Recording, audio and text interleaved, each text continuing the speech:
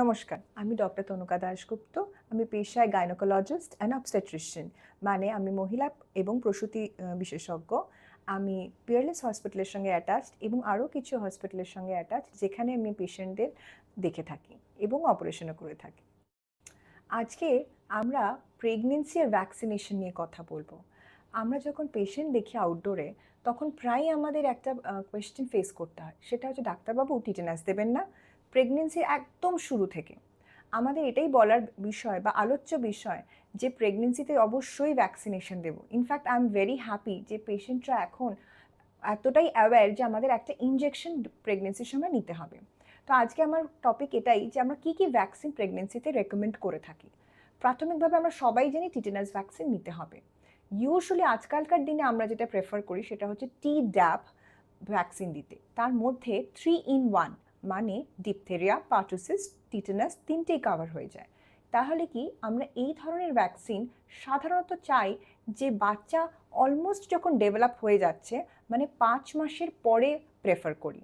আমরা সাধারণত 2টি ইঞ্জেকশন দিয়ে থাকি Tdap-এর, 4 সপ্তাহ থেকে 6 সপ্তাহ গ্যাপের মধ্যে। তার মানে 2টি ইঞ্জেকশনের মধ্যে ব্যবধান থাকবে 4 থেকে 6 সপ্তাহ, তার বেশিও না তার কমও না। সুতরাং Tdap একটি ভ্যাকসিন, যেটা 3 in 1 ভ্যাকসিন।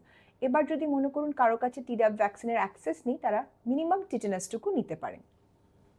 আচ্ছা, আর কি ভ্যাকসিন আমরা ইউজুয়ালি প্রেফার করি? Influenza vaccine. সাধারণত এটি 26 উইক্সের পরে থেকে আমরা দিতে প্রেফার করি। এটাকে ফ্লু ভ্যাকসিন হিসেবে পরিচিত। সাধারণত এগুলো this is an optional vaccine, যে নিতেই হবে এমন কোনো ব্যাপার নেই, কিন্তু নিলে ভালো। কিন্তু Tdap ভ্যাকসিন বা টিটেনাস ভ্যাকসিন কিন্তু ম্যান্ডেটরি, এটা অবশ্যই নিতে হবে।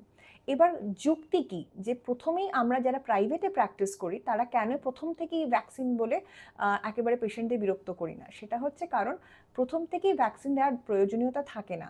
এই যে পিরিয়ড অফ অর্গ্যানোজেনেসিস, মানে বাচ্চা যখন তৈরি হচ্ছে, এটার পিরিয়ড হচ্ছে সাধারণত প্রেগনেন্সির শুরু থেকে 20 উইকস অবধি।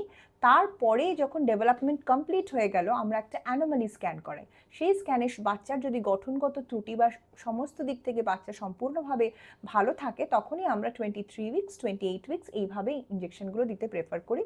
কারণ সাধারণত ভ্যাকসিনগুলো যখন শরীরে যাচ্ছে, তার প্রতিরোধ ক্ষমতা তৈরি করছে, এবং সেই প্রতিরোধ ক্ষমতা তৈরির সময় যে অ্যান্টিবডি তৈরি হচ্ছে, সেই অ্যান্টিবডিগুলো ডেলিভারির সময় বাচ্চার কাছে পৌঁছচ্ছে। তাহলে অতিরিক্ত আগে দিয়ে এর মানে এক্সট্রা কোনো বেনিফিট পাওয়া যায় না বলে আমরা প্রথম থেকেই ভ্যাকসিন দিই না। আজকে এইটুকুই। নমস্কার। এই বিষয়ে যদি আর কোনো মন্তব্য বা কমেন্ট থাকে, এই নিচের বক্সে প্লিজ আমাদের জানাবেন। I will be happy to help you.